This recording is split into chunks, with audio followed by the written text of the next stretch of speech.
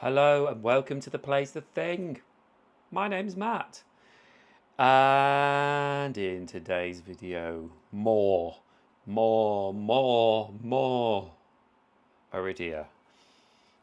My 20th video.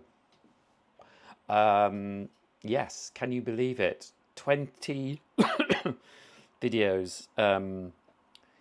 So that must be like 40 hours at least, I'm guessing.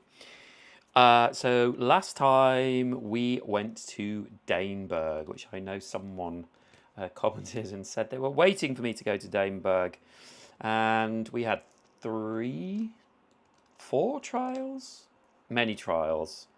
Literally trials. There was no fighting in last video, which I'm all for. You know, I like the variety, and what I'm kind of beginning to notice with the game is it's really well, we'll see, won't we? But it feels like every session I play is about 2 hours, and that can be, you know, a couple of fights or one big fight, or that whole thing we did in the last one where we're doing trials and investigating, and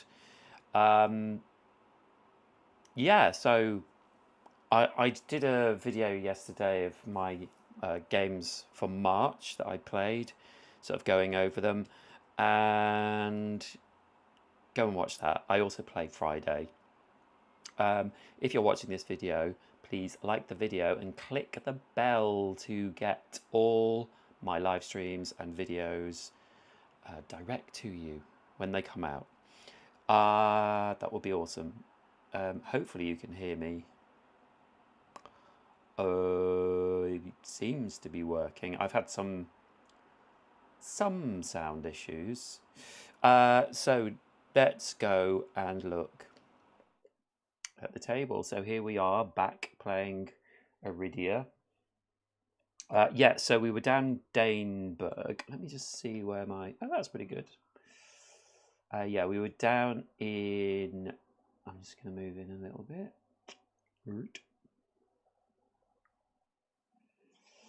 In Daneberg here, for all that stuff. But we've now freed the mayor from his duties of taking these trials, trying to find out why this person was murdered. And so hopefully he's gone back to Rivertown South, because we could possibly go north now, and I'll just show you the section above, the map above, which fits in here. You can just see, yeah, the top of that. This is the rim, and there's a bridge here which was closed off because of the skeletons, which we defeated, sorted out, got rid of. Then they wouldn't let us cross because of the mayor, so I'm going to go up there. I do have a lot of stuff to explore here still, but I'm so intrigued about Rivertown South and the bridge that I want to go and have a little look.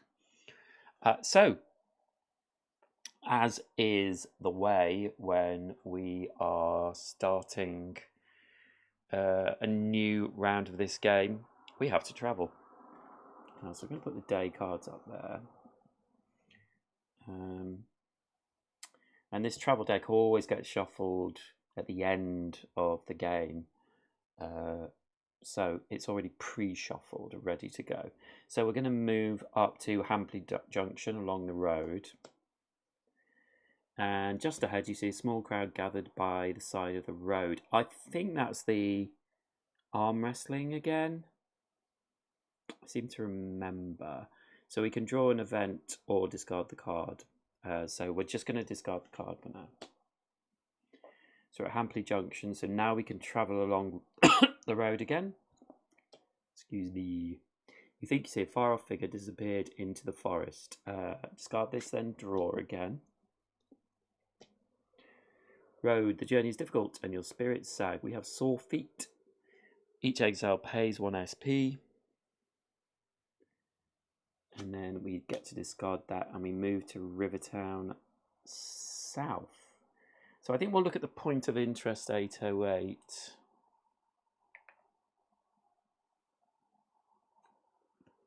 And this card has changed now, it's now D. And this says, barricaded bridge. As you approach the barricade, you notice a man leaning against the railing. The guild leader, Thades, is here, smiling. Ah, I think I'm going to call him, I never can decide what his name is. Thades or Thades. Thades, I think is best. Thades. Well then, it seems you've been hard at work, earning squills and winning renown for the guild. I spoke with Thilian. He says we can cross when you're ready. Thilian is the mayor, I think? Let's ask about Thilian. Yes, he swung by Birth on his way to Rivertown North. He had Rathan with him, told me the whole story. Rathan had been with the guild for 6 years now. I can't believe he went so rotten. So I was right. Rathan was that guy that we saw right at the start. If you go back to my first video. Yeah, first video, who was very rude to us. And now he's killed someone. Well, sure, he's worked hard, but was never able to obtain a pardon, sadly. Got real close last year, but just didn't make it. Been real upset.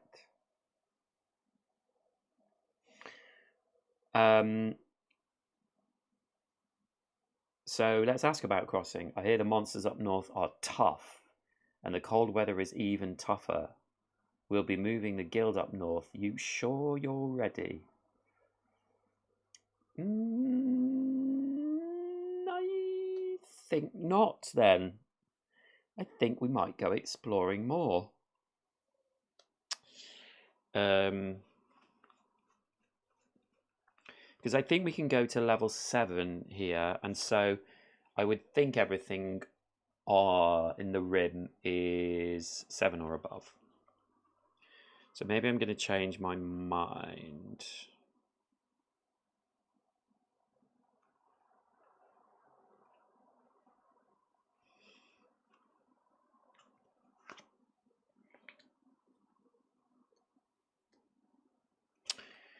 Yeah, I think I'm going to change my mind, and I'm just going to let him know when I'm ready. So this can go back. And I have some notes. So let me look at my notes. Arydia notes. So from H2, Birth, Northeast Rivertown, East, then South Chantry.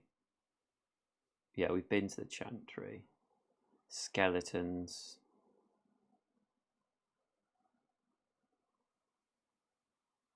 We still have this map, torn map, which is this area, the uplands, and it has symbols on it. And the uplands map,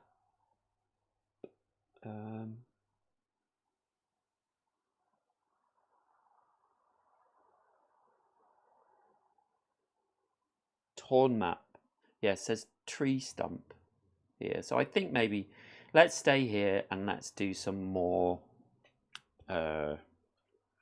stuff. Let's go and visit some places here. So we're going to leave, go along the road again. And you enjoy your travels, taking in the sights. So let's just go south. Let's see what's there. So we're going over grasslands. Dripping rain. The journey is difficult and your spirits sag. So we have to pay 1 SP. And we get to reveal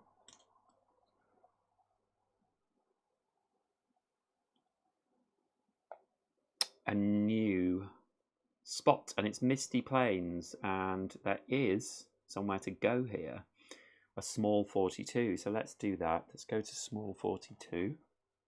Oh, that goes away.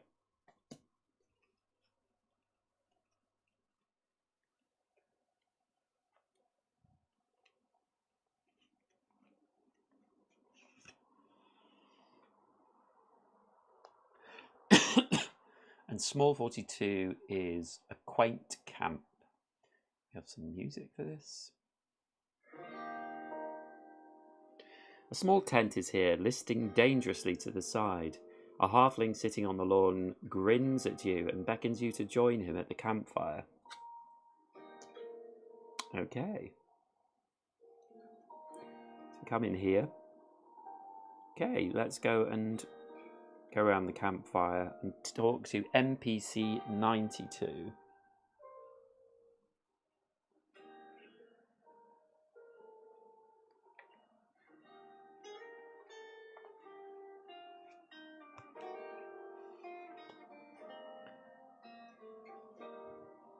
This is Mulligan. He's a halfling. His demeanour is cheerful, sipping tea, quirk, accent. Usually I would have tea, but I haven't got any tea.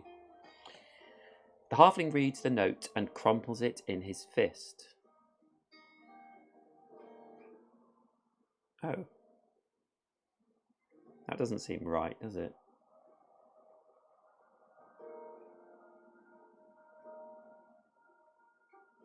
No, that's not right. That's B92. Am I looking in the wrong one?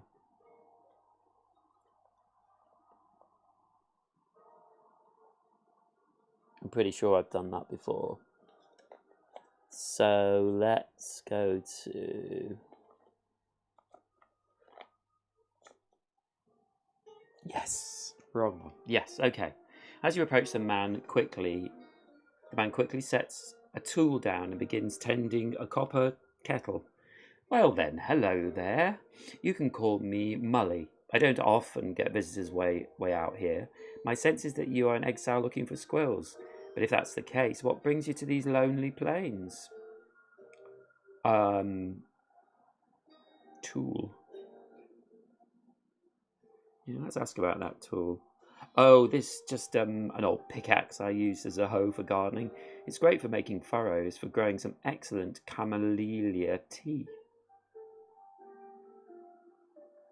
Squirrel. Well, if you're hoping for a squirrel, I hate to disappoint you. I'm afraid I don't have one this year. They wouldn't come bring one to a hermit like me. Ask about the plains. Oh, it's just somewhere for me to be out of the public eye. Had enough of the city living for one lifetime. This is a nice place to grow tea. Something's going on. Let's ask about the tea. Yes. Won't you have some of this excellent camellia tea? It brings life to the bones and energy to tired limbs. Gain. All exiles restore to full. Oh. RSP. It's jolly nice. Okay, so that is that for Mulligan.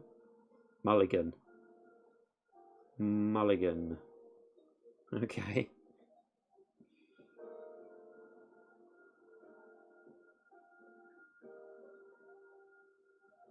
Interesting. So he gets our SP back. So we will leave there. And that goes back, but perhaps we will return. I know he's got other cards because I pulled the wrong one by mistake. So this will go back as well. NPC 92.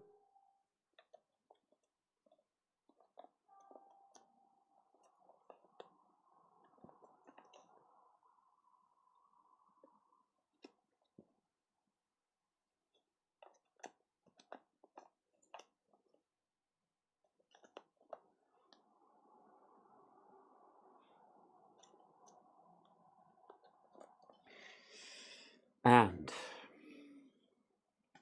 we will continue on then. Where should we go? I'm just wondering. So it seems that this spot has trees and this spot has snow. So I think we'll head south and we'll go round, see what's going on. So we're going over mountains now. Second breakfast, you're so hungry you need to take a break and eat some food. So we spend 1 SP. And we're going here.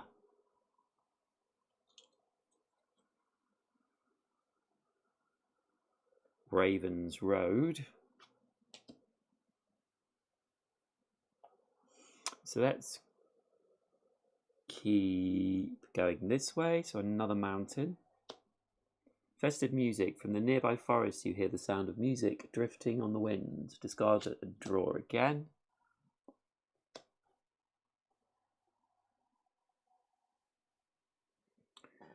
Cutting wind. The journey is difficult and your spirits sag, so we have to spend 1 SP each. And we're opening up another new hex. And this is Chell Foothills. And there seem to be bones here. We can't go any other way, so we're going to have to go back. But there is somewhere to investigate. So let's see.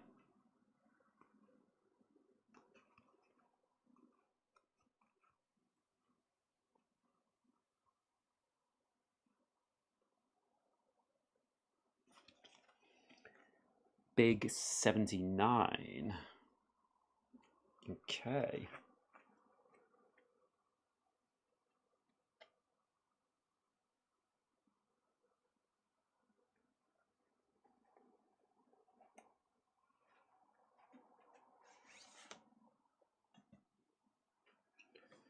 So here we are in the rocky foothills.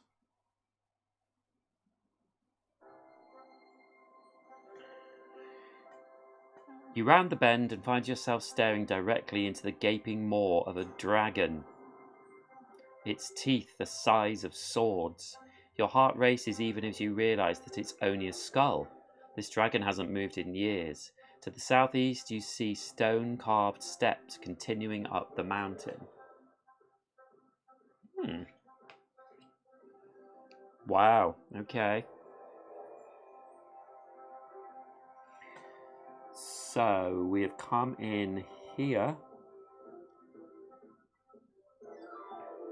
Got lots of points of interest. Well, no, 1 point of interest, the dragon.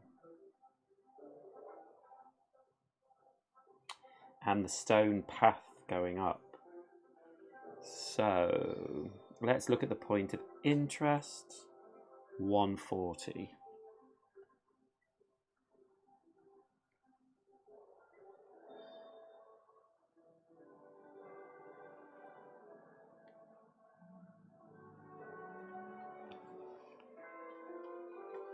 Sun-bleached skull. You've come to the edge of a steep climb in the Rocky Mountain. A very large skull is here, looking somewhat absurd in the afternoon sun. Around the skull, someone appears to have built an impromptu workshop. Yes. The skull. Let's look at the skull. Inspecting the skull, you see the bone has bleached to a very soft white, gazing inside the jaws. You see something glowing blue.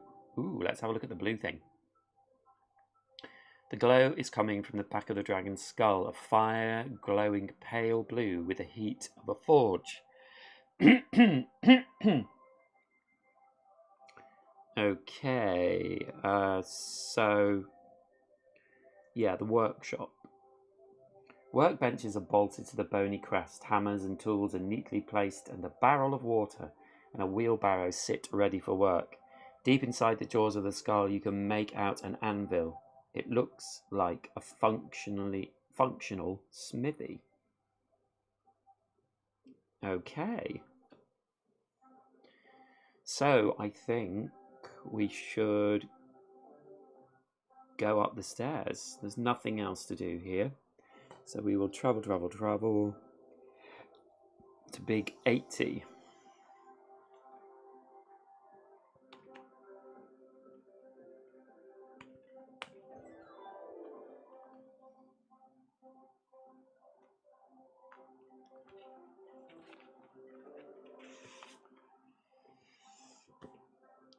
So here is big 80. Massive rib cage. Before you lies an enormous rib cage, brightly coloured cloths and banners. I'm just going to have a look at my key phrases. Special poison-laden quills. Patterns seem to dig. I deal with all manners of meals. No, doesn't seem to be anything.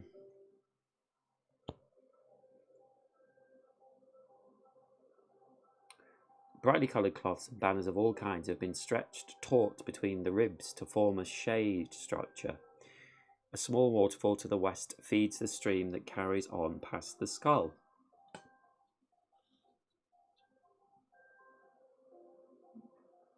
Oh, wow. Okay, so we come in through down these steps. So I think I can probably move that one away for now. Dum dum dum dum dum. And we have a point of interest. So I will go to point of interest 141.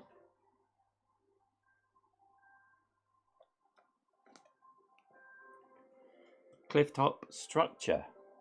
You're standing before a colourful structure of sorts. To the north is a large boulder, and a small stream runs by, disappearing off the edge of the cliff face. Let's ask about the structure. The structure has been constructed here using giant ribs as supports, stretching fabric and garments to make a patchwork roof. It looks quite jolly, despite the morbid foundation. And we're on this boulder, so yeah. There's a large boulder here about the size of an ox, perched precariously on the edge of the cliff. It looks like the boulder is freestanding. You might be able to push it. Sure, I'll push it. We have to do a strength test of 20. So, Drudar is the one for that. He has strength 7 inbuilt. So, let's try it. Oh, yes, 18. So, I succeed. We draw event 206.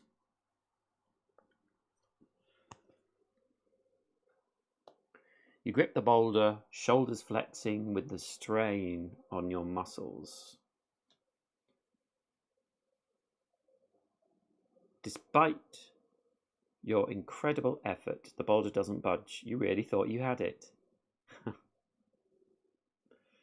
Okay, nothing happens and this card is junked.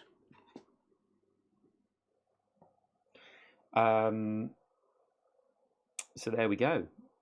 That was weird. But there is somewhere to go here. So medium 66. So we'll go there. Hi, John. How are you, John? Medium 66.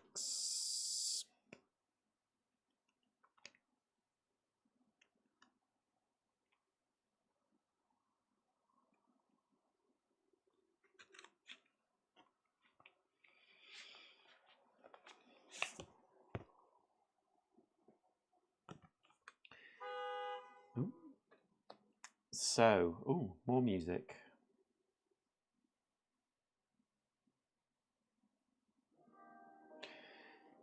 Old house. You step inside to find an incredibly cozy and well-ordered home, natural and pleasing to the eye. A very large man is stooped over a workbench, grabbing tools and making miniature motions with them, tinkering with something on his workbench. Okay, so this is going on here. Wow, is he big? I think he might be a giant. It's very big. So let's go over and talk to him. Let's hope he's friendly. Yeah, there's stuff on here and a scroll. NPC 202.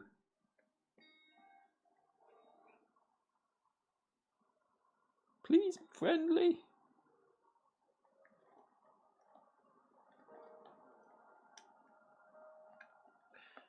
Okay, NPC 202. Choir, the lapidary.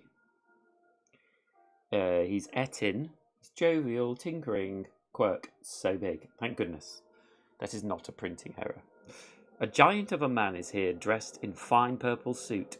He's sitting at a workbench, large hands delicately handling a gemstone. I don't get many visitors. Hail and well met. There's a kettle on. Can I get you some tea? Perhaps I flatter myself thinking you're seeking a lapidary. By your pin, it looks like you're from the guild. Let's ask about tea. There seems to be a lot of tea chat going on. Tea. He makes a cup of tea for you and himself. It's floral scented and tastes of raspberry. Replenish all HP. Okay, so there's... interesting. I don't need that doing, so that's fine. Good to know. Lapidary. I seek out all manners of gemstones and make it my craft to cut and polish them into their beauty until their beauty is revealed. I've also been learning the art of runecraft, which might be more useful to you. Ooh, yes. I'll ask about runecraft. While I'm experienced in shaping stones, runecraft is new to me. It is quite expensive to endeavour, however, so I've been looking for a patron to help me get started. Let me know if you'd like to invest. So it costs 21 K to do runecraft, and I literally spent... I had 21, but I spent it all. So we can't do that. So if we can't do it, it flips back over. Let's ask about the guild. Perhaps I am naive, but it does seem an exciting way to meet new people and to bring joy to others, all with a good purpose. Okay, there we are. That is that. So we know that Choir is in the Chell foothills. And if we have enough money, we can do some rune craft. But for now, we have to leave here. I don't think there's anything else.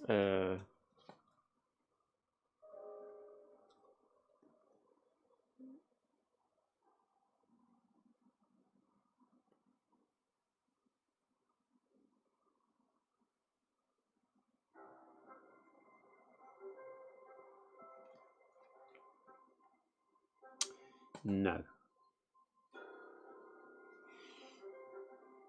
Nothing else. So, let's continue.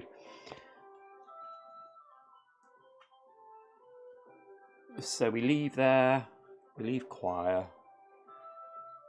and let's get moving again so we can travel. And we're going over the mountains, your travels, enjoy your travels, taking in the sights. So let's go this way. Another mountain path. Dark wings high above the grasslands. You see a silhouette of some large winged creature making slow circles. So we discard that and draw again.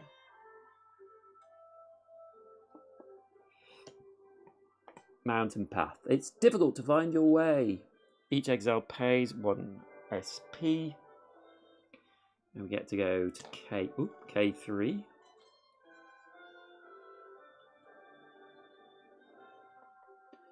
So we are at Grey Kiln, and there is another map here. Oh, I'll just put these away.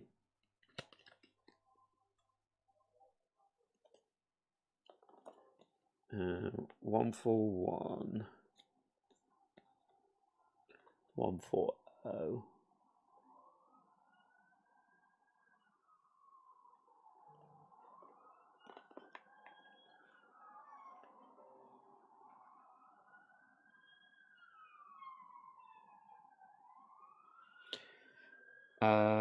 Right, medium 38.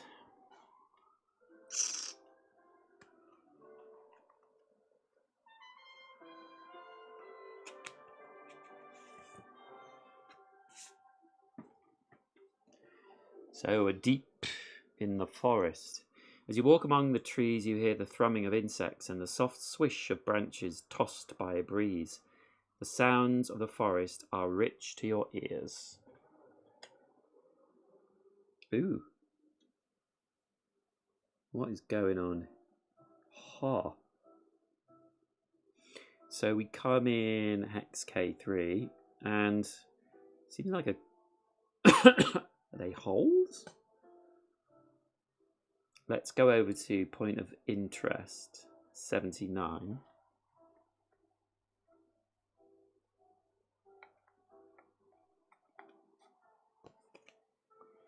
Forest Grotto. Okay. You find yourself deep in the forest. You hear the soft rustle of branches in the wind as the breeze ripples the surface of the pond. Okay, it's a pond. The trees tower overhead. If an orc is in the party, no. Let's ask about the pond. Purple flowers grow beside an old tree stump on the edge of the pond. Oop, sorry. I'm just going to read this.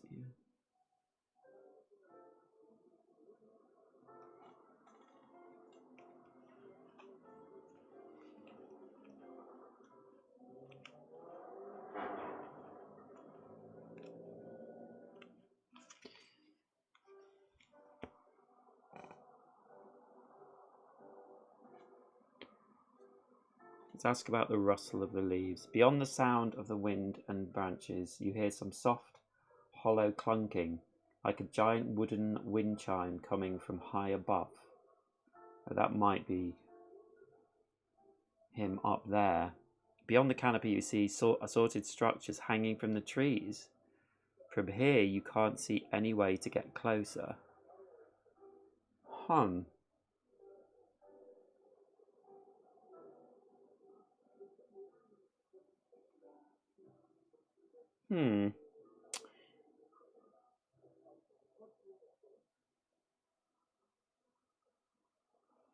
don't think I've got any keywords that will help me get up there. Tree fort. I keep looking at these.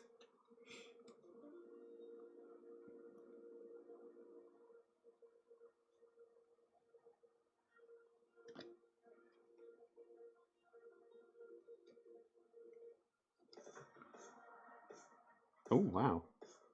Is it playing all of them?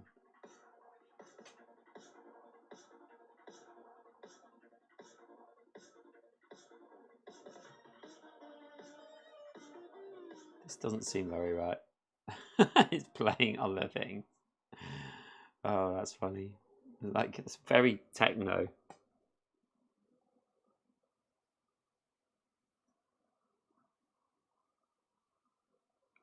Hold on, what was the trigger text for? Stick with carvings, duck-shaped rock.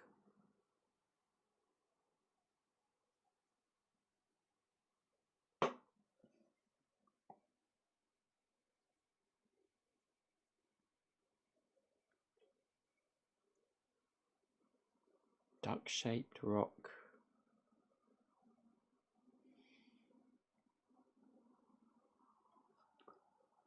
Dusty map.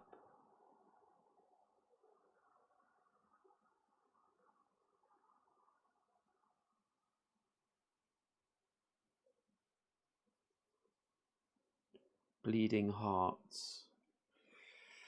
Torn map. Tree stump.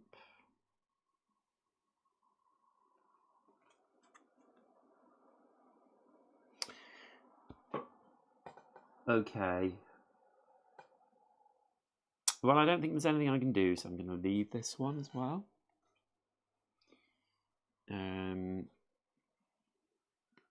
Come back here and I can go forest walking again. And we turned around, so it's difficult to find your way. We lose 1 SP each. And we can go to this part of the forest? This is Nubbin Forest. And which way should we go? We can't go here. So I think we'll go this way and then maybe we can get back this way. So going along forest again. And it's oddly familiar, difficult to find your way, so we have to pay 1 SP. So we're out of SP now. But we both can get more SPs. So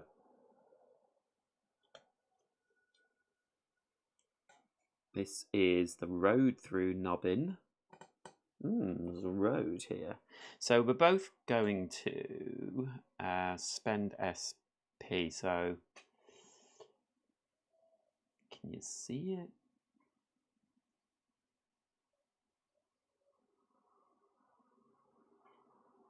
Excuse me.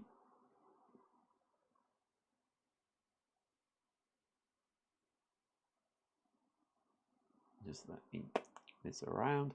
Yeah, so we're going to use a 1 knapsack to get 2 SP and a fine knapsack to get 3 SP.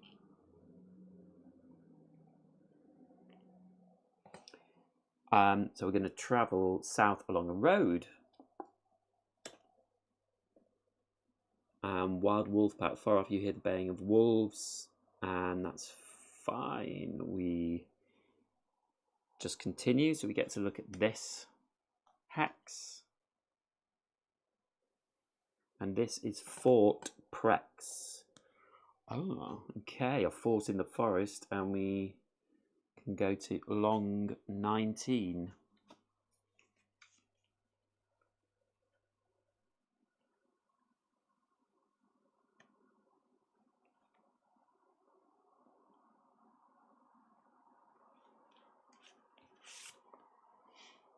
So long 19. Oh, playing music. No, we're not doing that.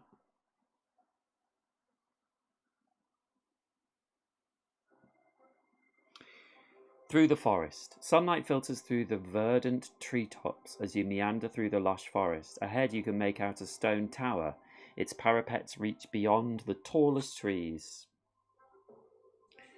So here we are. Here is our tower. No, our road, sorry, to the tower. So there's nothing to see here. We'll move down and go to big 24.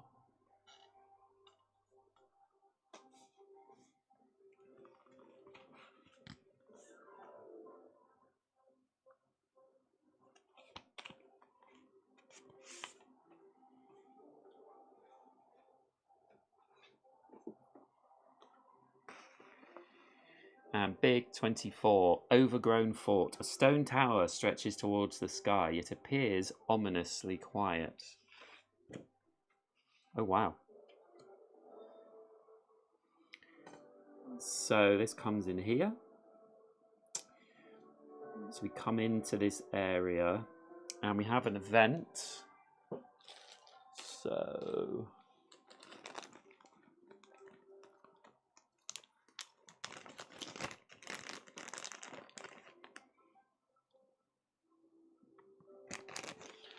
and we also have a point of interest. I was interested in Arydia, but the role-playing part stopped me from backing it. Really? I guess you didn't know what it was like in terms of role-playing, but actually it's super light, I think, and really easy. Yeah, I love it. I love the cards. I think it's really cool. But I'm not a fan of D&D either. So I get that sort of feeling of like not wanting to do that. Okay, so I'm going to go to the point of interest. Point of interest 39.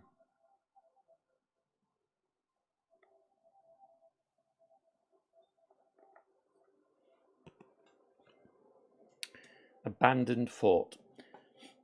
You're standing in a clearing at the base of a large tower. A few crates are here to the north. The entrance to the tower is directly east. There's a group of tents just here. A few crates to the north. Yeah, there's crates over there. Let's look in those crates. The crates are full of builders' tools and construction equipment. A slight breeze moves through the trees, rustling the leaves. What's going on with the rustling leaves? I think I would ask about the tents. Tents sit here mostly empty. A few provisions and packs are left sitting out. Let's look at the provisions and packs. You search the packs and tents and find enough food to fill your knapsacks. It's odd. Who would leave such good fare unattended? Fill all knapsacks with food one time only. So that's good because... Oh no, we don't. Knapsacks, yeah. So these get filled.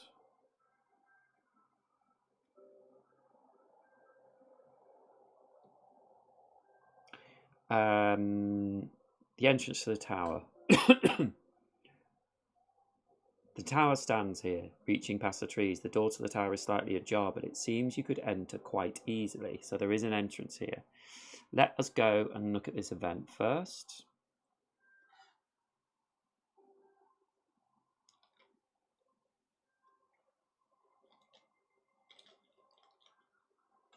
Event 50.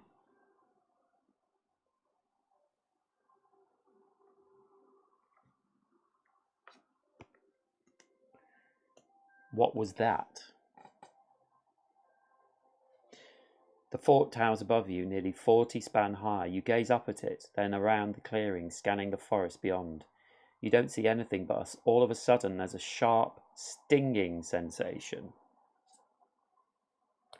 Reaching up, you pluck a small brown quill from the side of your neck.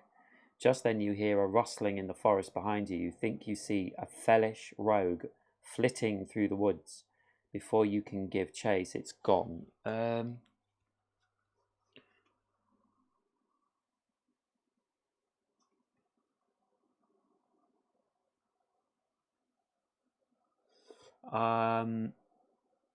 I've got a key phrase special poison laden quills, but that's not there. Add threat 18 to the threat deck. Okay.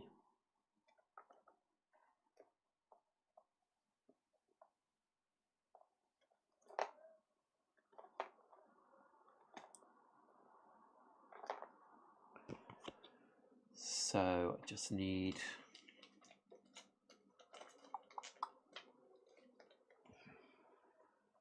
fatiguing poison.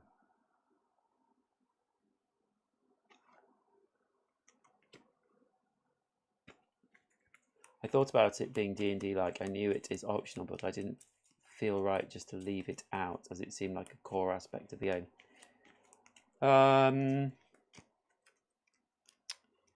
Not playing solo. But if you... I mean, it's not like D&D role-playing. You know, you're not just speaking character all the time. You just do a little bit of talking for NPCs, and then I guess you could do for yourself, but you wouldn't have to. So no, I don't think it's as anywhere near as full on as D&D would be, but I understand. I think the game's so good though that you might want to change your mind. Add travel 28 to the bottom of the travel discard pile, then discard this card. Okay, travel 28.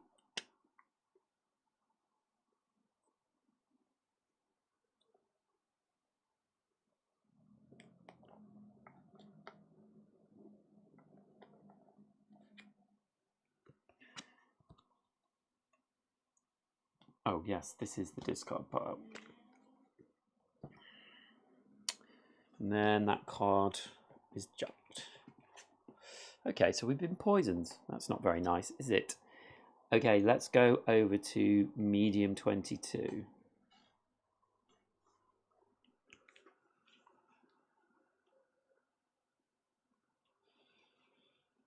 Just watch me play it, John. inside the fort. So we'll go to 4.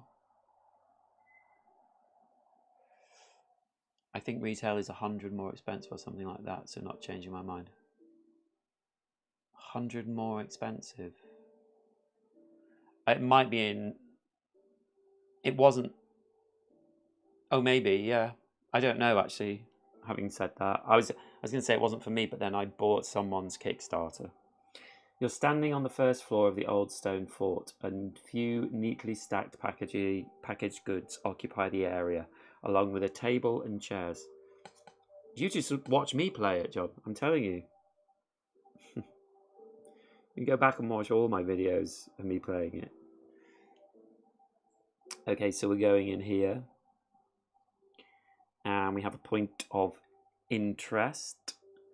41.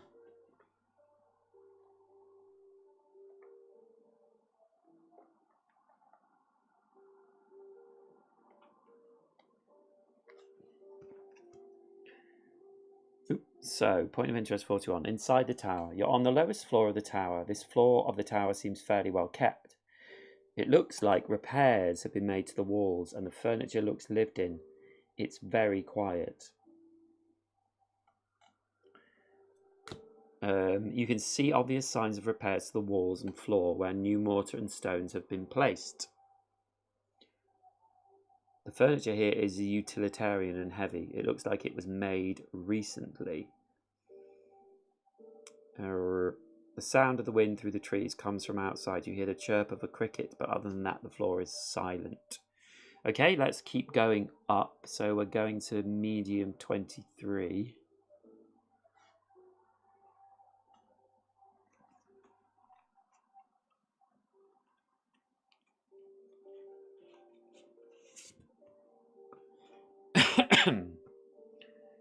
A tidy dawn.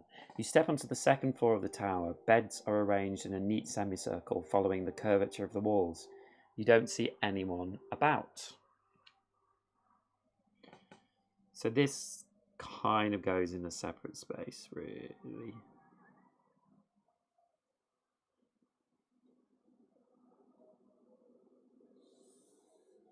So we're going up, up, up.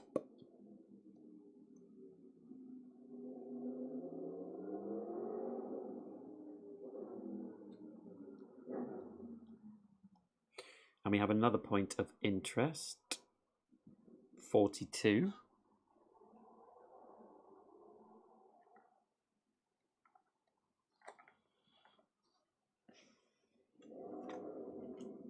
On the second floor. You're on the second floor of the tower. It appears to be a kind of dorm. It's even more quiet than the first floor. This room has a bit of a smoky smell to it. The beds here are still newly made. Let's listen. It's pretty quiet. You can still hear the chirping of that cricket coming from downstairs.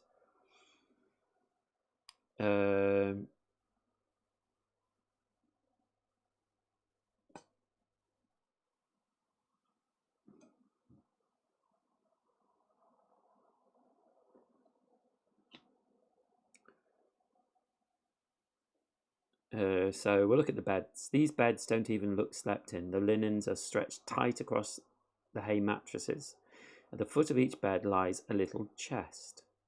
Looking through the chests, you don't find anything of use, just underwear and socks. In the last chest, you find a note.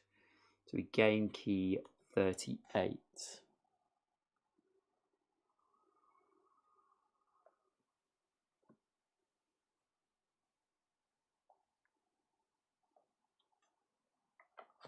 Gotta say, we've got so much stuff still to go through. So this is key 38.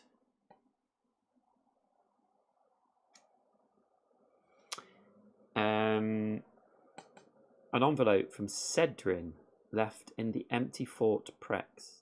It is sealed with a wax and has an address on the front. Cedrin Fort Prex, Gammy B, Boskton Market. Doesn't ring a bell. Keep this in your party inventory. If you choose to open the letter, key 38 goes to B. If you find a card with the exact text, Boston Market, then draw event 57 and key 38 is trashed.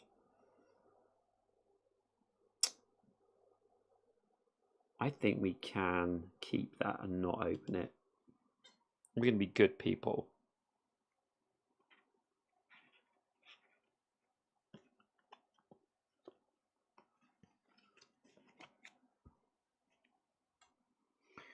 Okay, so let's keep going up. Are you going to give Tidal Blades 2 another try with lower difficulty? I'm playing it tomorrow. Yeah. Playing it tomorrow. On the live stream, of course.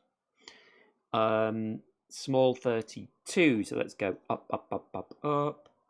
It's a small 32, okay. Okay.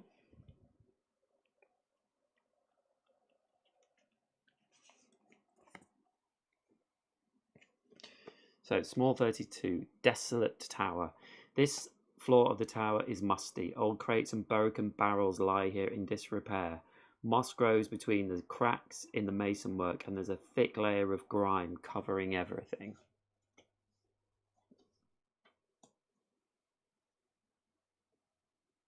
Okay, so we come up here. And point of interest 43.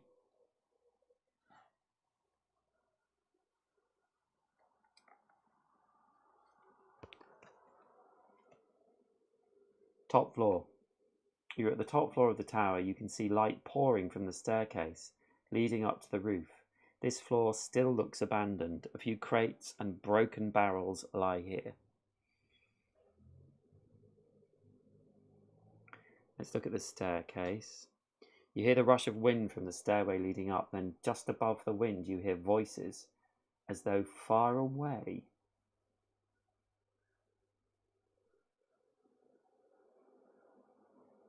Voices. You quickly climb the staircase to find the source of the voices. Draw event 51, then return this card. Event 51.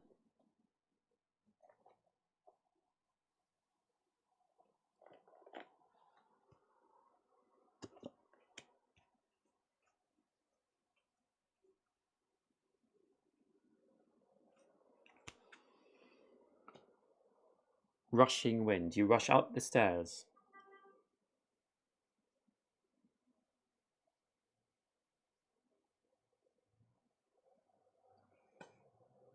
Thank you, John. You rush up the stairs, looking around for the source of the voices. It seems to be coming from the forest far below.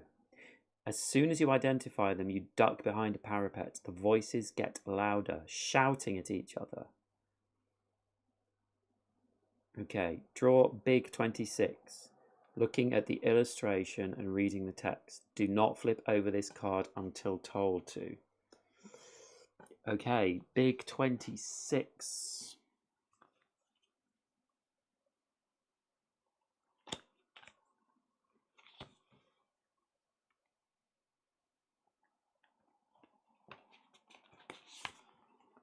I have no idea what's going on. No idea. Tower besieged. Okay. You peek out from your vantage and notice goblins coming down the road.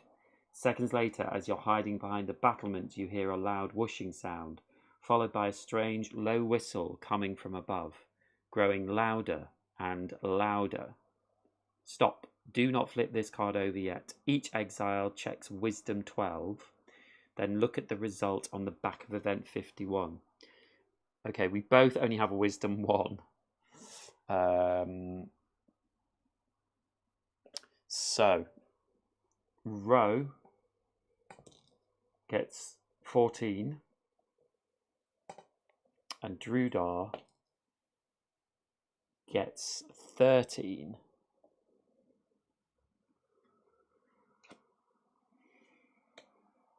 Each exile resolves their checks separately. So we both succeeded. So Ro first. You recognise the sound as a catapult and quickly brace yourself. The tower erupts in a shower of rocks as a giant boulder collides with the tower. It sways and slowly starts to fall apart. Just before impact, you leap clear. Flip and place big 26 on top of big 24 and medium 22. Okay, so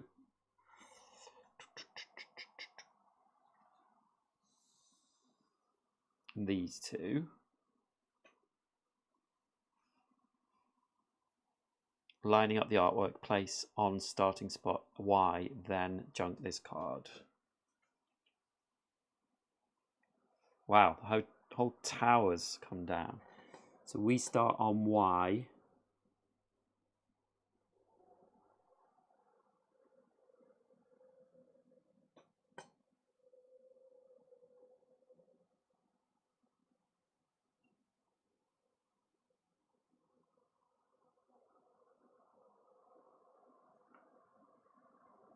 And then this card goes out.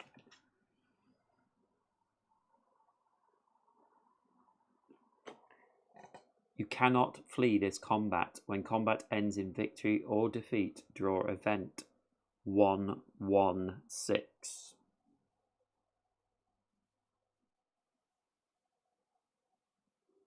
Okay. Right. I wondered when we were going to get to combat. So I'll put those cards over here. So we have foe 68 and foe 67.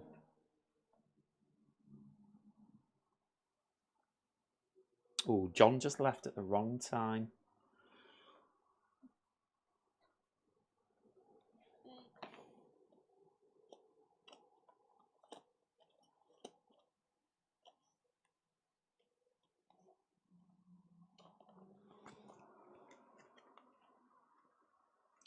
So we have goblin grunts and goblin slingers. New enemies. I'm just going to put those here. And this is, yeah, figures 67 and 68.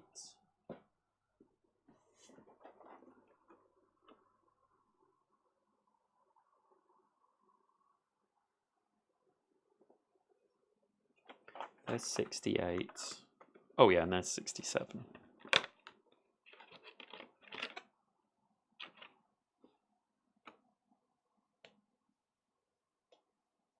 Slingers.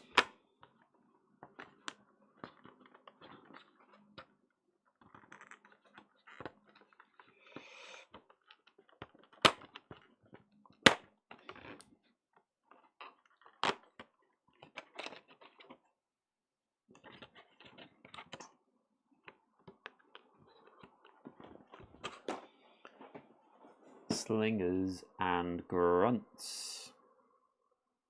And a level 6. So we're level 6 as well. So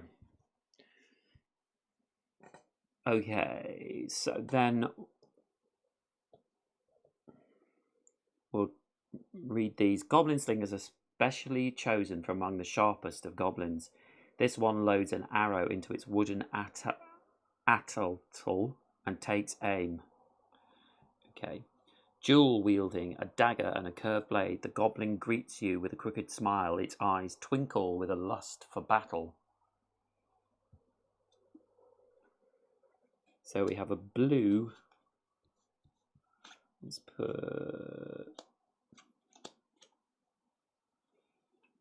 blue and a pink goblin slinger.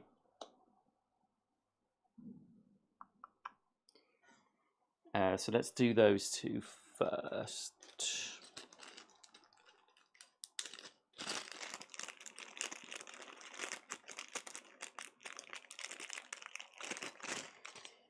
Blue and pink.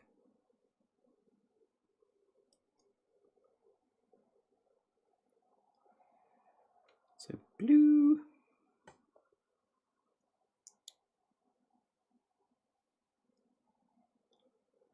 And pink.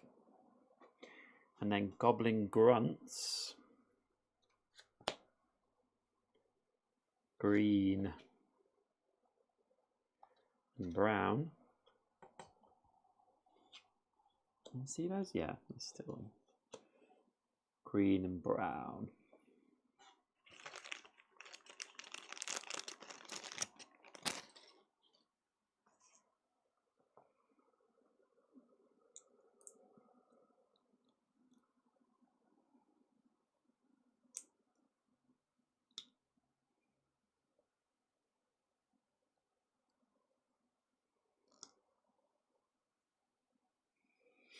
Okay, and then that's 2 shields for them. Armor. Ooh, these grunts have quite a lot.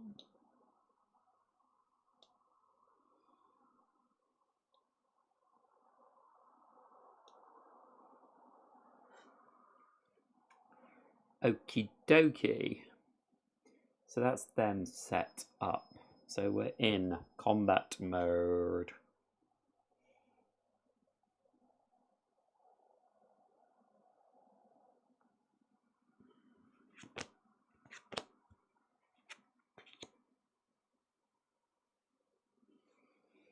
I think I'm just going to swap my 2 around. So we might as well start there.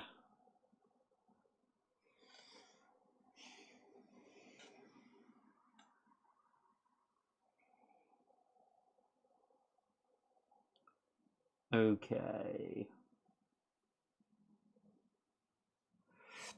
So Goblin Slingers have double shot. And double shot is up to 2 exiles in range 3, 2 damage. And then if they have more threat, double shot has +1 and +2. Parting words: whenever a Goblin Slinger is defeated, threat goes up by 1. If we hit a weak spot, threat goes up by 2. And then the Goblin Grunts also have parting words, and they have Shank, which is a 3 attack to 1 person orthogonally adjacent to them. And their weak spot, which they only have 1, yeah, they both got 1 weak spot. Shank 1 adjacent exile if able.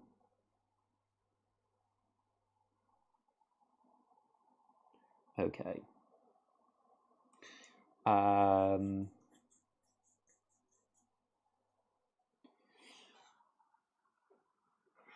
as far as where they're attacking, target closest, target furthest away.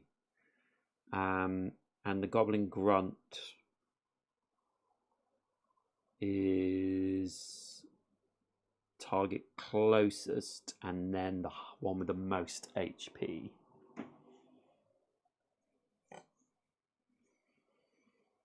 So I think we'll just move these up here as well. So yeah, I think we're ready.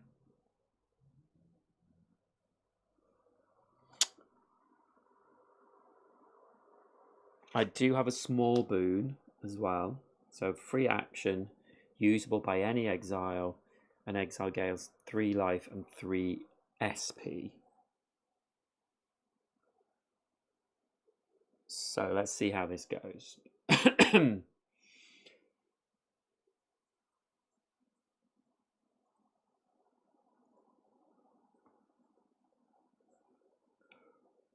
It's been a while since I've done a fight, actually. Okay, so goblins go first. And it's aching poison. The poison from the Gantris quill courses through your veins. Surely someone you must know of a cure. Yeah, I think I do know someone, but they're far away. Active player checks. Oh, so I haven't decided who the active player was, really. So let's say it's Trudar. So they're doing endurance 5. Oh, I lose no life. 20 plus no life, then draw again. So brutes or 3 threat. So it's the brutes going. So the green Goblin Grunt will move 6, and they're going to the closest. 1, 2, 3. 1, 2, 3, 4, 5, 6. 1, 2, 3, 4, 5, 6.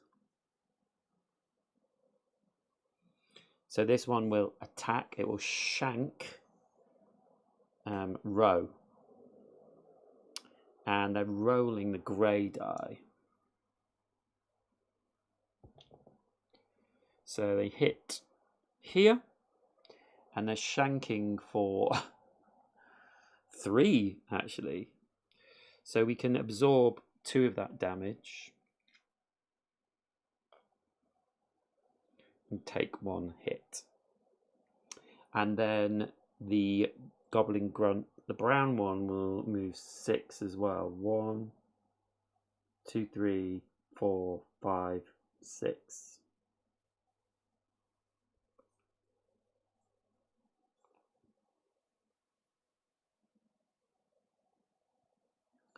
And it can't attack. So now it's Druidar's go.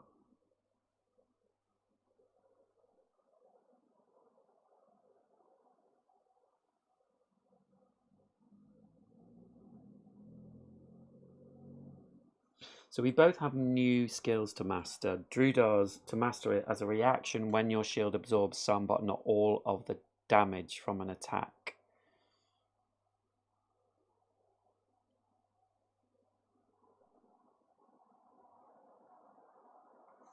And Rose is as a reaction after being attacked for the 3rd time in one combat. So she's been attacked.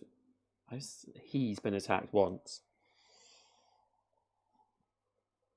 So we're getting there.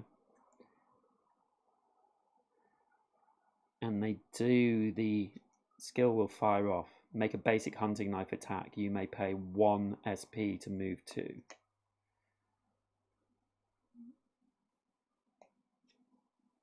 And that's 2 combo points. Okay. So Druidar, let's move.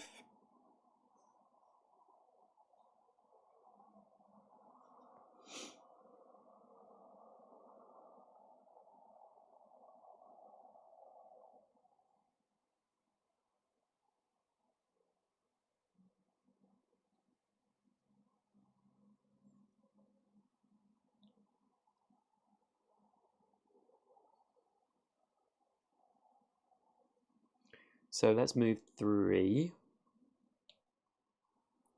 1, 2, 3. We'll go here. Now, as an action,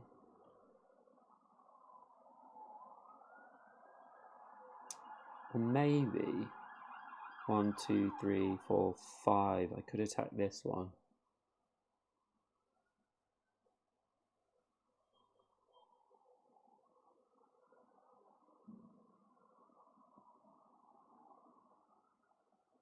Pink.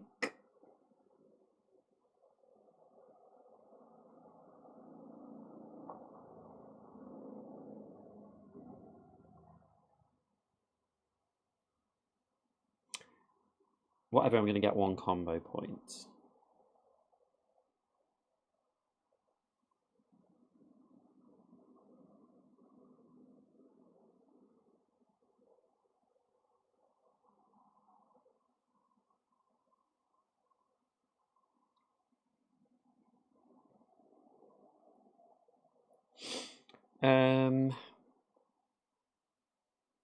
Also, what do grey and red dice they throw? So towards the bottom. So yeah, I stay there with my shield. Thinking about my shield.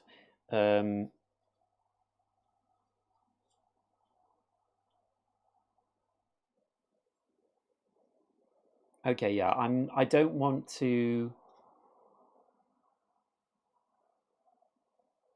I want to be away from Row because of double shot with the Goblin Stingers. 2 exiles within range 3. So I want to try and avoid that. So I'm going to attack this one. And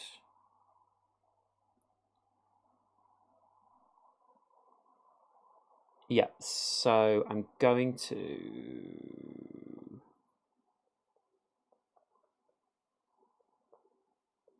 use my notched sword. And I roll a 5. which goes up to 12 because of my strength. So we do 2 damage on the pink one. So I'm going to come along the bottom. 1, 2.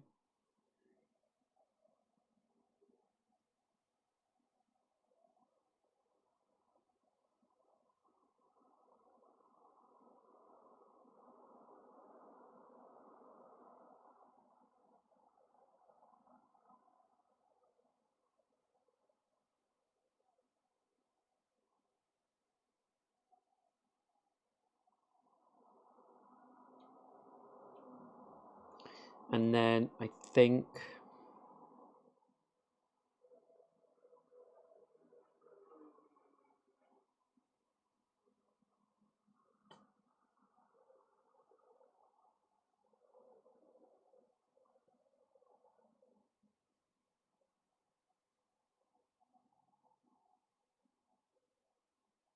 I will do a cleave. I just don't want to hit that weak spot yet. Oh, I don't need to roll my die. So with cleave, I spend 1 MP and do 2 from the bottom up. But I'm just going to go this way. Ooh.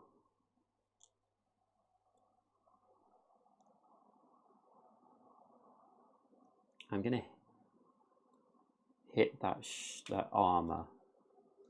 And then I get to do 1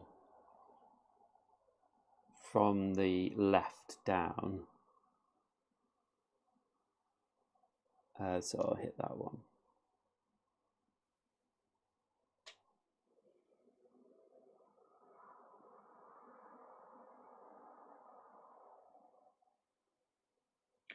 Okay. So that's the end of Drudar's turn. So boss, or the number of exiles in the party. So it's Ro to go. Okay, Ro.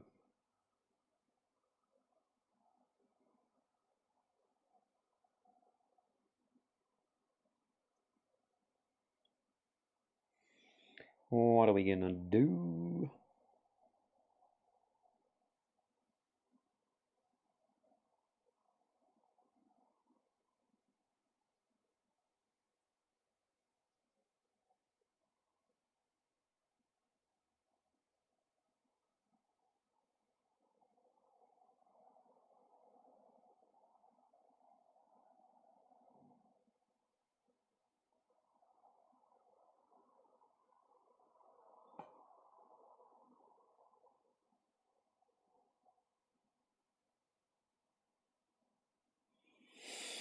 So I think I will move.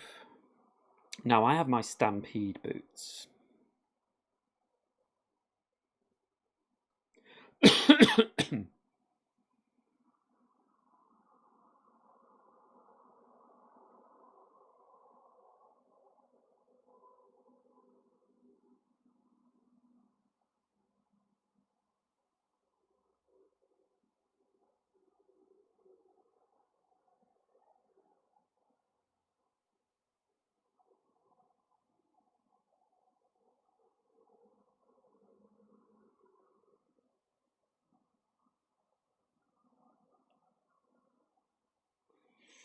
So I could.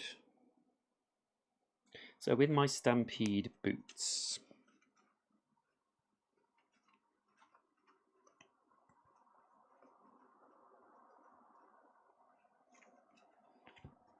I think there's some stampede boots. Ongoing, you may move through but not end movement on foes. Trample, cost 1. Once per turn after moving through a foe, deal 1 damage from the bottom up.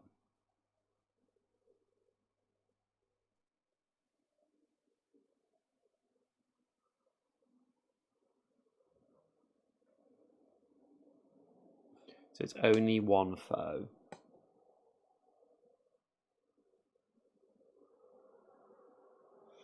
So I think I'm not going to do that. I think I'm going to move 1, 2, 3. 1, 1, 2.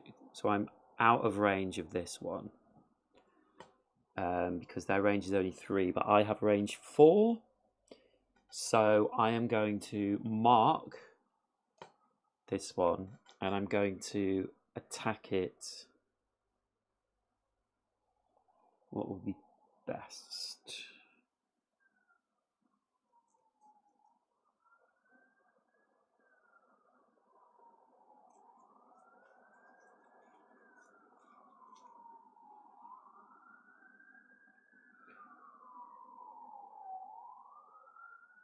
I'm going to attack it with my practice short bow. So I'm going to put my and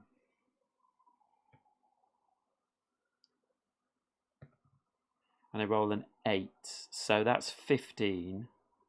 So we do the 2 damage. So I'm going to come from here and do 1, 2, and because I've marked this foe, I can pay 1 MP to deal 1 damage to it anywhere. So I'll hit that one. And then, oh, I should have got a combo point for moving.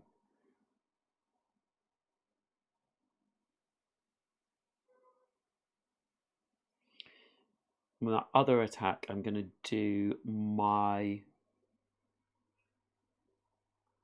swallowtail arrow.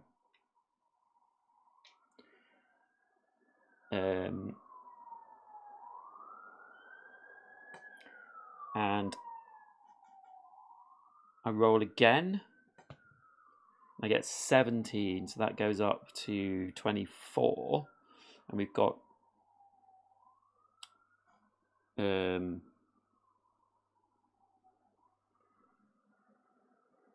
1, 2 hits, 1 anywhere, and then the next one to the right. So I will hit that again, and we kill it. I kind of didn't need to do that marking, really, but, you know. So this goblin slinger dies. And parting words, when it dies, their threat goes up by 1. But we've killed one of them, which is good.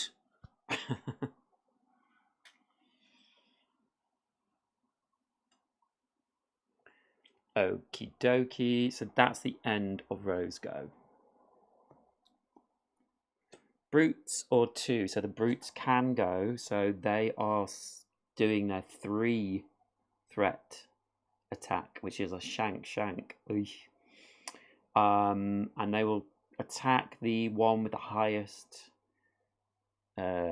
life, which is Drudar. So Goblin 1 will go 1, 2, and will shank Drudar.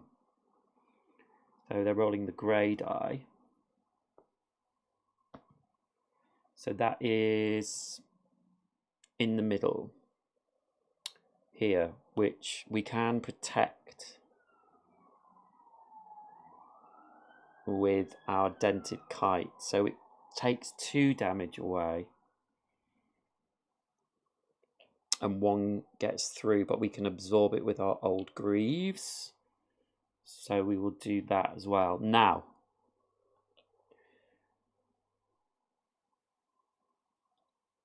Proud Iron. As a reaction, when your shield absorbs some but not all of the damage from an attack, which we've just done. So we take 1 damage. No, we don't take any damage.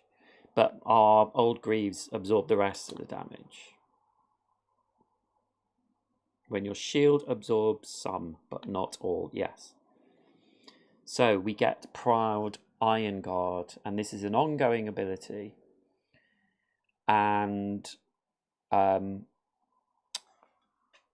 basically, at the start of our turn, we can move this marker, and we can have it in Proud stance, which is +1 combo point after basic attacks, or iron stance, which is +1 on shields. So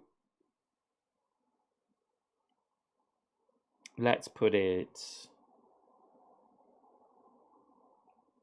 +1 after basic attacks, I think, because actually no, let's put it on shields, because this little chap is going to attack us next, so a +1 on our shields would be good.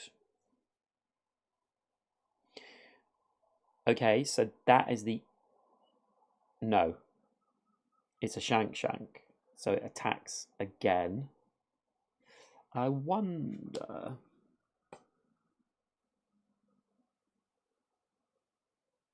no, I think it will roll the die again. I don't see why it would not. So this time it is at the bottom, so our shield can take that damage as well, but it gets +1, so it's 3. So our shield absorbs all that damage.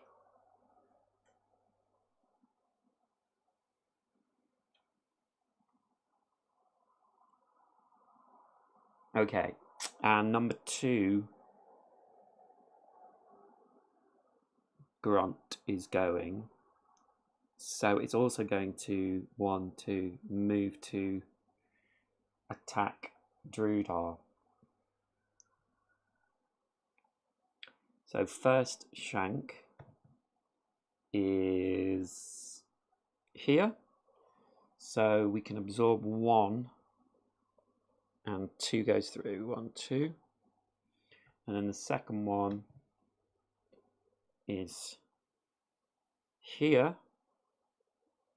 So we absorb 2 of that damage and 1 goes through.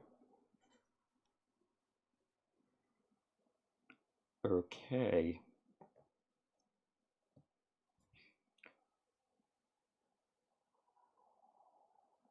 So now it's Drudar's go.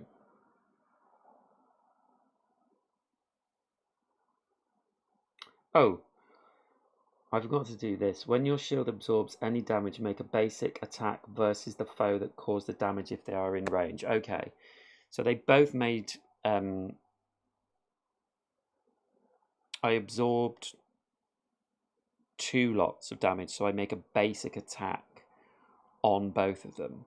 And also protect, when your shield absorbs any damage, +1 combo. So now we do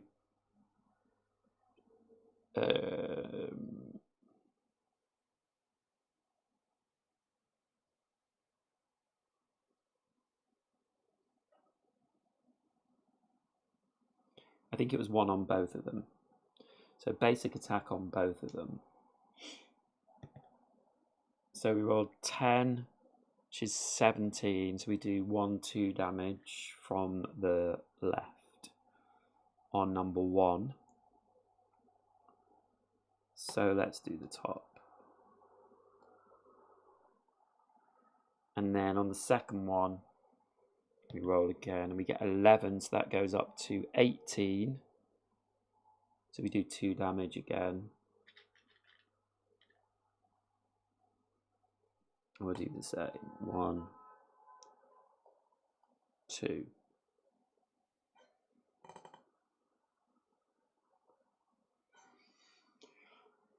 Right. So yeah, it's Drudar's go.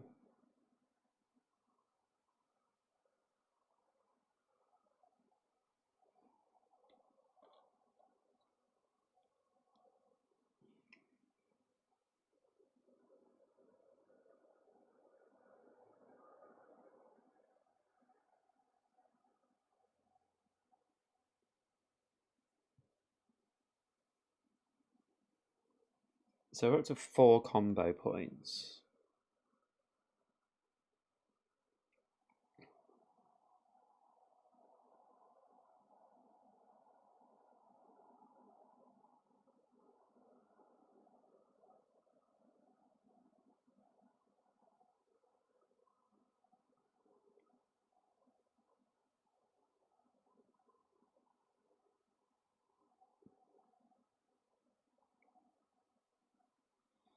I want to target one of these, and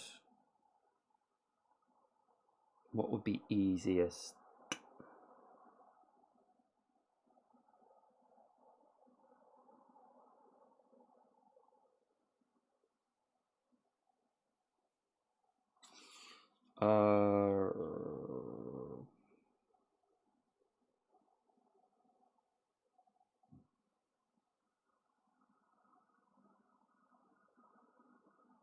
I don't think it really matters.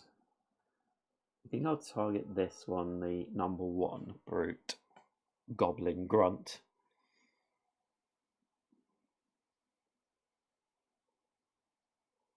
So I'm not going to move. So as my minor action, I'm going to use a potion. So I get 3, 1, 2, 3 back, 3 HP back, and then I'm going to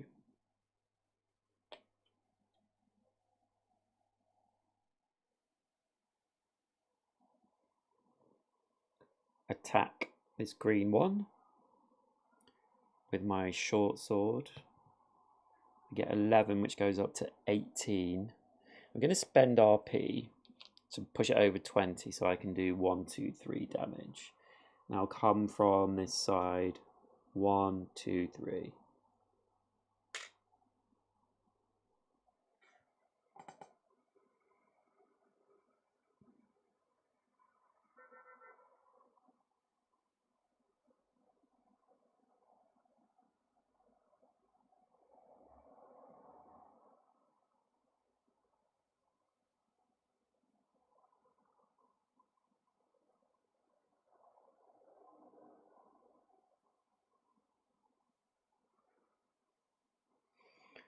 And then I think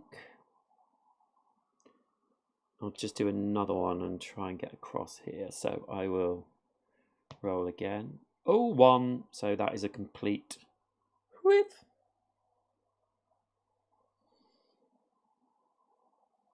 So that's the end of Drudar's turn.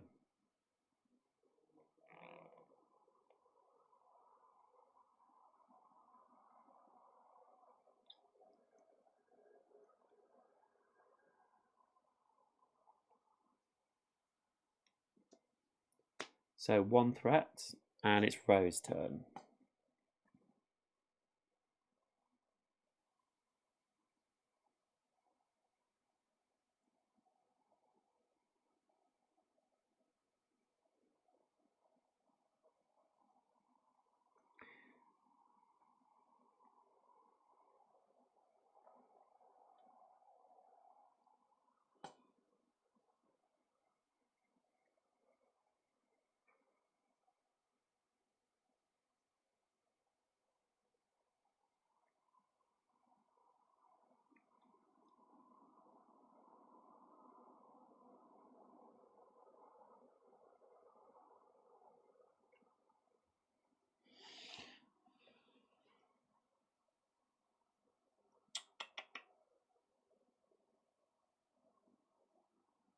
Okay, so we're going to move.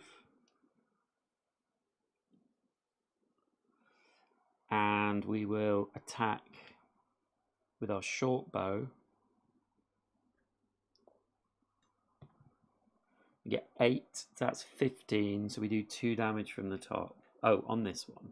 I apologise. Oops.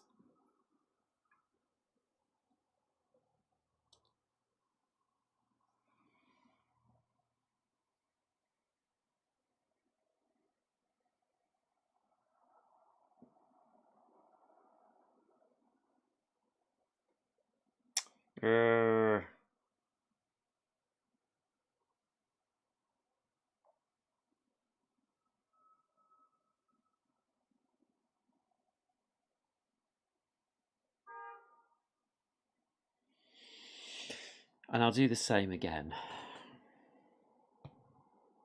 8 again, so we get 15, so we can do 2 damage from the top.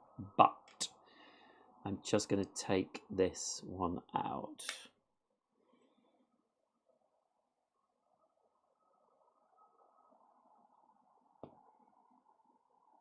So that's the end of our go. Fatiguing poison. The poison from the brown quill courses through your veins. You hope you can find an antidote soon.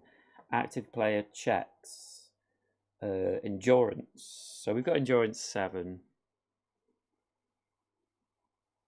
Hold on. The active player is now Drudar. So we got 4. So that's 9. 6 to 9, we lose 1 SP. Then draw again. Boss or 2 threat. There are no bosses. So it's Drudar again. Come on, Drudar. We've got to finish this chap off. So, Proud or Iron Guard?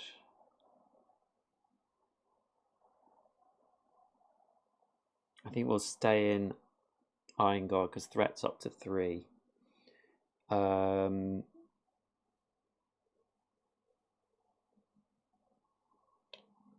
Let's do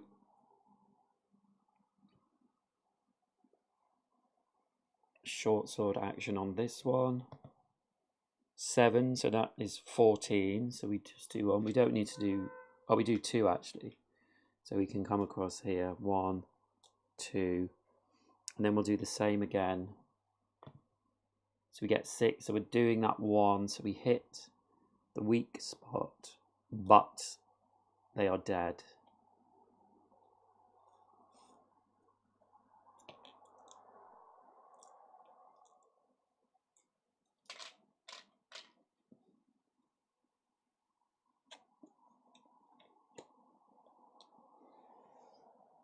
And then we have a minor action.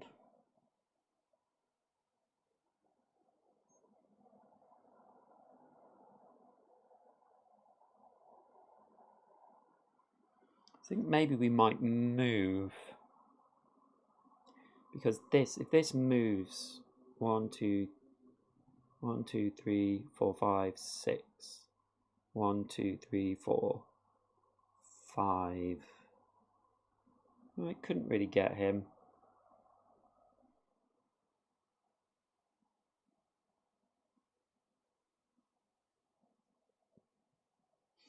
I will move anyway to get another combo point because we will get a free action. So I'm just going to move 1.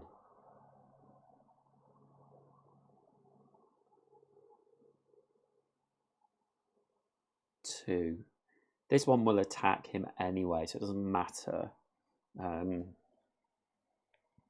it could shank him. But he's back to max health, so it's not too bad. Okay, so that's Drudar's go. So we reveal another card. And it's Mob. So it's actually the Goblin Slinger that's going. And they're going to move... well, they're going to spend 3 threat. I think that's what they do, isn't it?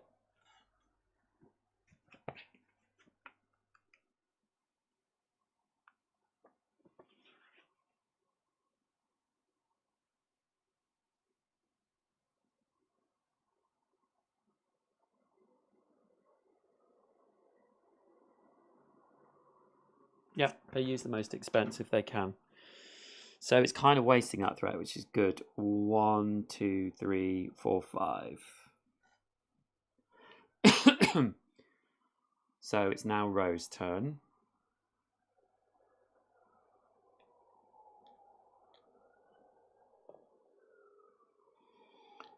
So Ro is going to move. And we get a free action. So let me just make sure I'm doing this right. Free action 29.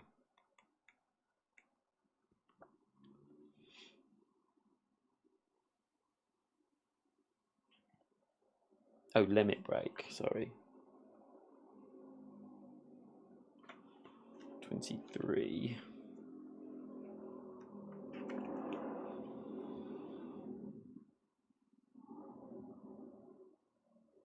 When players have 7 combo, the exile whose turn it is may take a special free action called a limit break.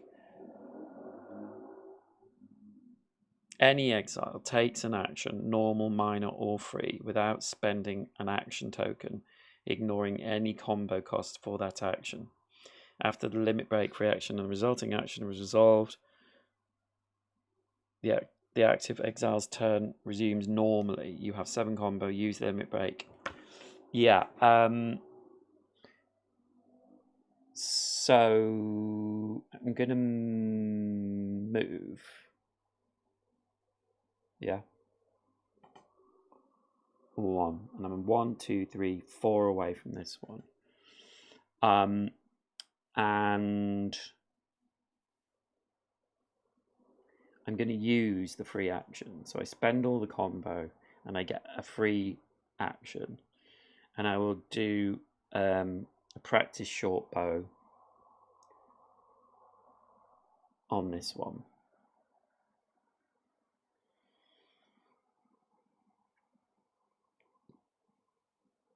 On the Goblin Grunt. Oh, I got 20. Well, I have a lucky charm. When I roll a 20, I get another free action. So this is 27, so I do 2 damage from the top to this goblin foe. So I'll do 1, 2. But now I have another free action. I'm going to spend it again and do the same thing. And I get a 3, so that is 10. And I'll spend an RP to make it 13. So we do another 2 damage from the top for this one. So yeah, I'll go 1, 2. So I've had 2 free actions, and now I have my normal actions. That was a good lucky roll. So I'm going to do another one. And I get 12, so that's 19. So we do another 2 damage from the top. So I'll go here and here.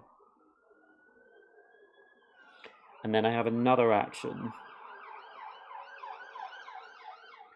So I'll do that again. I roll 14, so I get to do another 2, but I'll just hit that armor in the middle.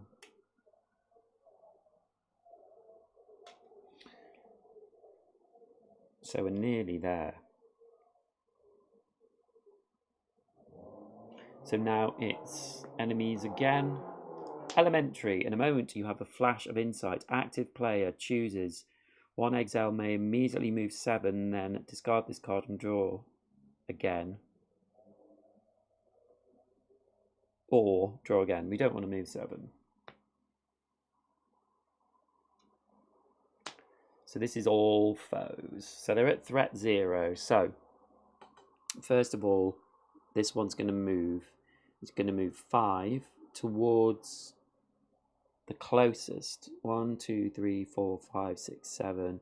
1, 2, 3, 4, 5, 6, 7. So 1, 2, 3, 4, 5. It's actually going to the closest. Yeah, is the closest.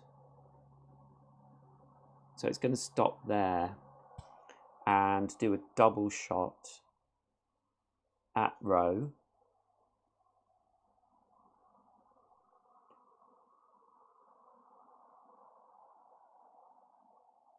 Yeah, that's right. So it's going to attack with red. And it hits the bottom. So this is my Stampede Boots, and it's hitting for 2, and Stampede Boots can absorb that.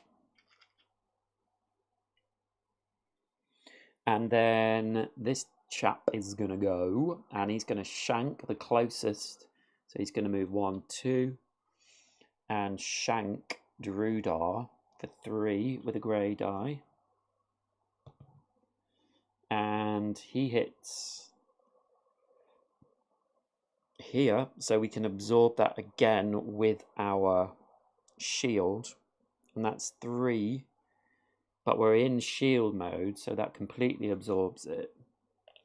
And then, because of our counter, we can do a basic attack on this one. So we will do a notch sword attack. 14, 21, so we get to do another damage across. So we will hit that one.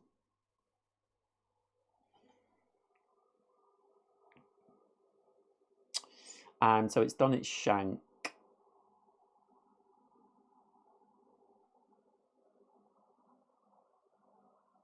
Yeah, that's that.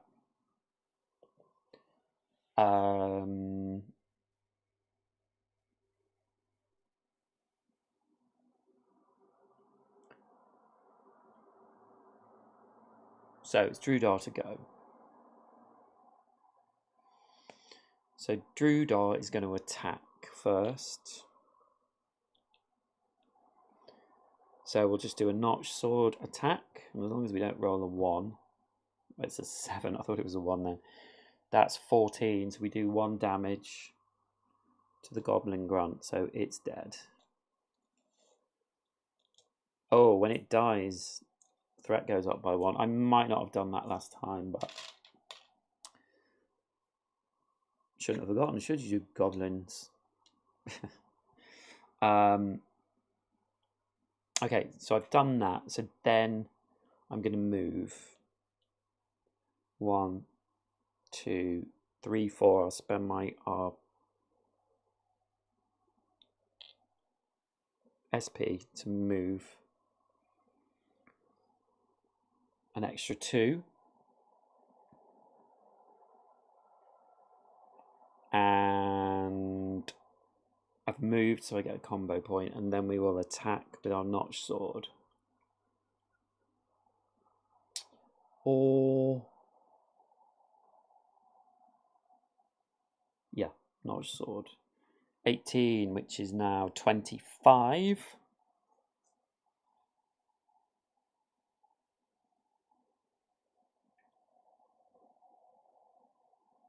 So, sorry, 25. So we do 3 damage. So let's go 1, 2, 3.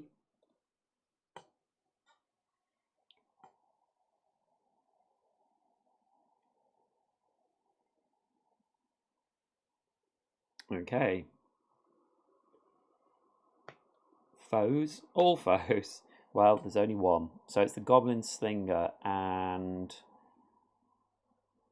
they are doing a double shot +1. And they will attack both of the exiles. So they're attacking for 3 with the red die. So let's do Row first. So Row hits here for 3, and we can absorb 2 of that. And then Drudar hits bottom here where we have no defense at all. So that goes through 1, 2, 3. And then it's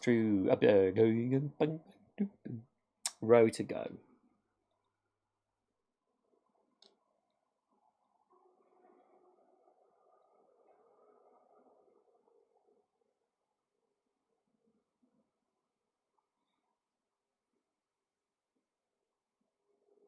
So I'm going to move, and I'm going to spend. I'm going to spend 1 SP to move 1, 2, 3, 4, 5, 6.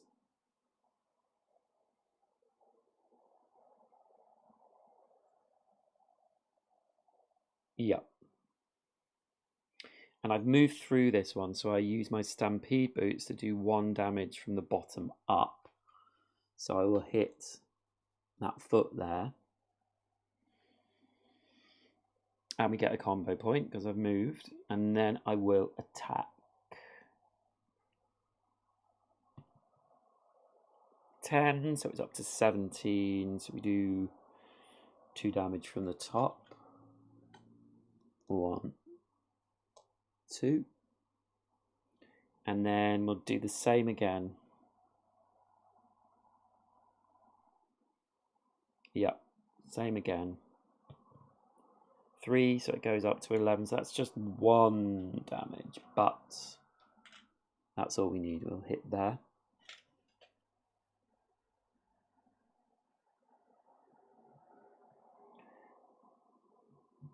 And that is the end of our turn. Bony hand. The hand from the sarcophagus is still following you. It jumps out of the shadows and active player, which is now Arydia, rolls 1. Get 15. So closest foe takes 1 damage from the bottom, then draw again. Okay, so they are the only foe, and we can do one there. Then draw again, and it's mob. So they are going, but at a 0 threat again. So they're doing a double shot on both exiles. They're still... Darn it. So, red die. 1 on Arydia. And that's hitting in the middle here on the shield. So that's doing 2 damage. So I'll... Oh, you know what? I will take the damage on my shield because then I react to do a basic attack. So I'll do a basic attack on it. 5, I get to do 1 damage, which kills it. Boom. So we've defeated them. Taken a bit of damage, but not lost too much HP. So when we complete one of these, we get the rewards. When combat ends in victory or defeat, event 116.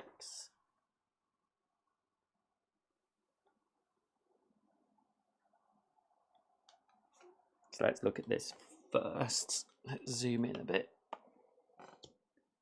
Did you defeat the goblins? Yes. As you strike down the last goblin, you see others off on the trees. They disappear, fleeing away northwest into the woods. Before you can give chase, you hear a voice calling for help. A man steps out from behind a tree. Loot the foes now. Okay. So we get from the mob, we get 2 XP each. And then we roll a die. Oh, we got a 20. So we get something from the stone chest, which is very exciting. So we have the stone chest. What should we get? I never know to go a big one or a short one. I think a small one. Short. A studded helm.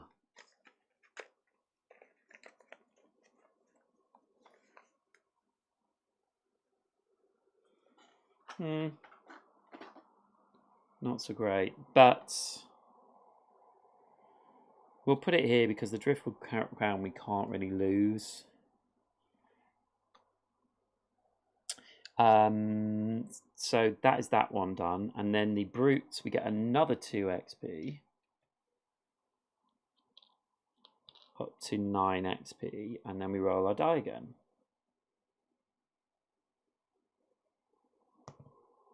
We get 14, which is 2. Okay. Also, when we roll a 20 in adventure mode, we get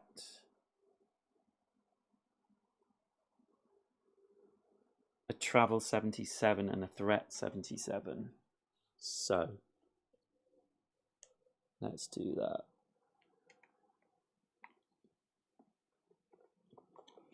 travel 77 and a threat 77.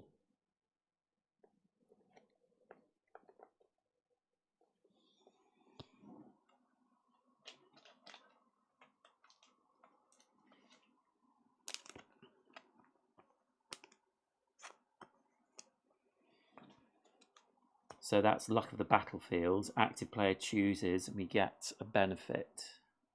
And then that goes back. And I don't know where this goes actually. Lucky charm.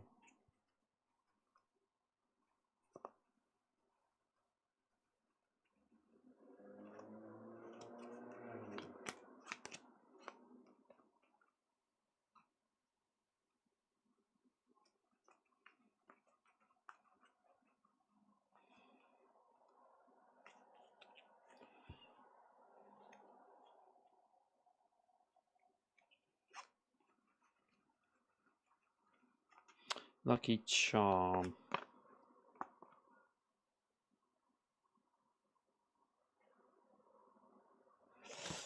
Oh. Gain 70 or threat 77.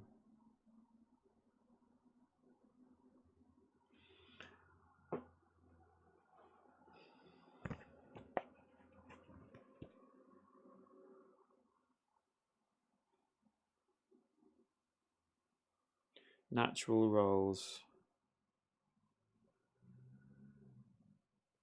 Page 10.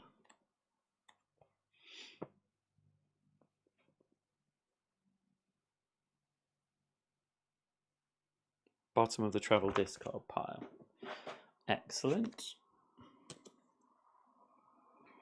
And then we roll a die. Oh no, we did that already, yeah. So those two are done. Then draw NPC 64.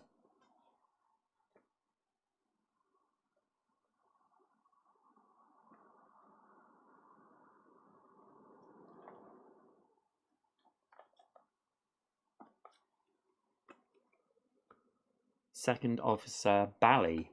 Man fearful. A dishevelled man is here wearing officer's clothing. He is looking at you in awe. I can't believe you fought those goblins. You're either the bravest or most raving mad exile I've ever heard of. Please help me. My garrison, they've been taken as captives. The goblins, they must have been watching us for days. We didn't see them coming and they grabbed everyone so quickly. I only escaped because I was using the latrine in the woods. Your garrison? My garrison, we'd come here to reclaim the fort. Little did we know we were being watched by goblins. They came upon us before shift end last night and took most everyone captive. I escaped, but I know where they are going. Help me return home and I will tell you what I know. Are you ready to leave?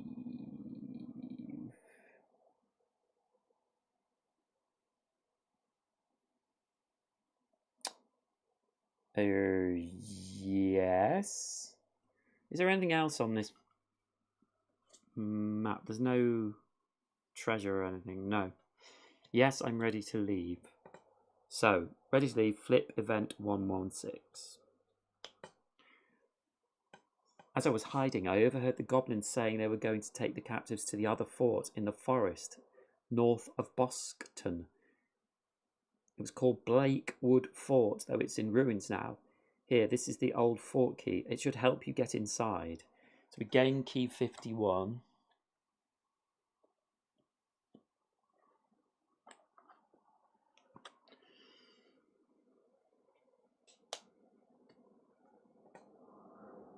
Freshly oiled mechanical lock is the key phrase.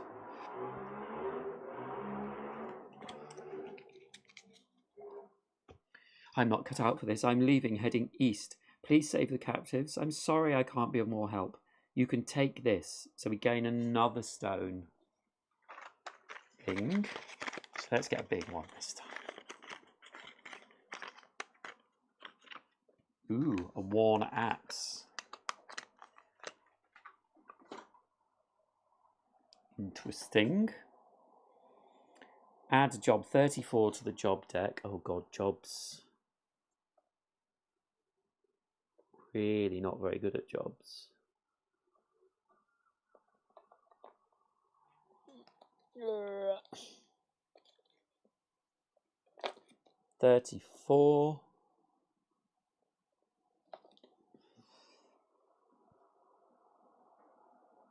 NPC 48 goes to B. Right, let's get this out.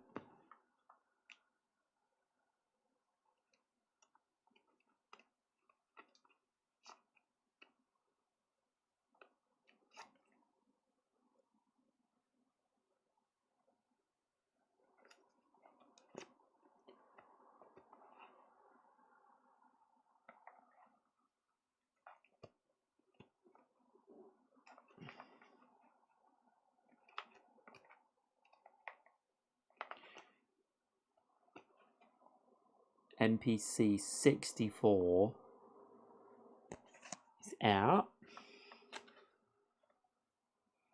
Replace hex L3 with DOS 513.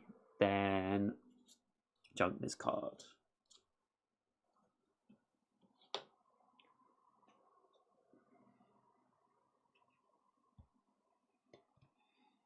Hex L3.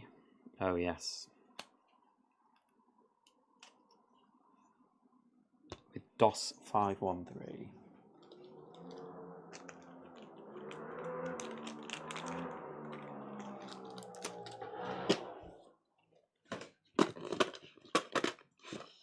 Ooh, all my chests are falling over.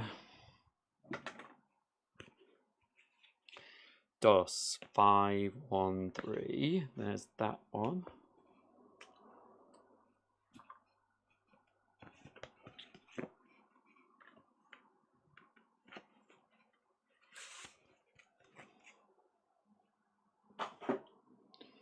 So this goes in there. So the fort is no more. It's gone.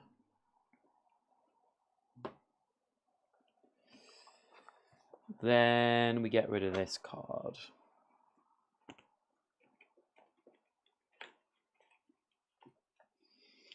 Okay, so we've got a worn axe. That's quite, comes from the other side, which we haven't got. That might be quite useful for Trudar. Endurance as well.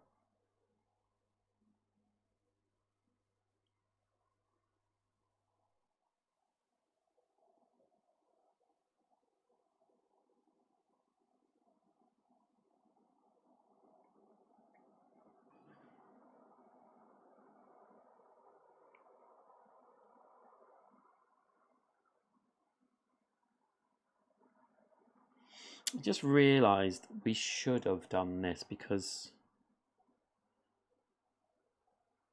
Ro was attacked 3 times. So I think we can say that. Flashing Steel. Make a basic hunting knife attack. You may pay 1 to move 2. I think I might give that to Drudar because he doesn't use these spears. But certainly this practice spear can go out and we can sell it at some point. Yeah, so I think that is it. And we're going to have to go north up here, but I don't want to do that yet. So I'm going to move back to Birth and finish there, but I'm not going to do this online because I've been playing for 2 hours. So I will move back offline, but rest assured I will get back there. Okay guys, thank you so much for watching part 20 of Arydia, The Paths We Dare Tread. I'll be back again very soon to play more, and I'll be back tomorrow to play Tidal Lace 2. Okay guys, take care. Thank you so much for watching. Bye.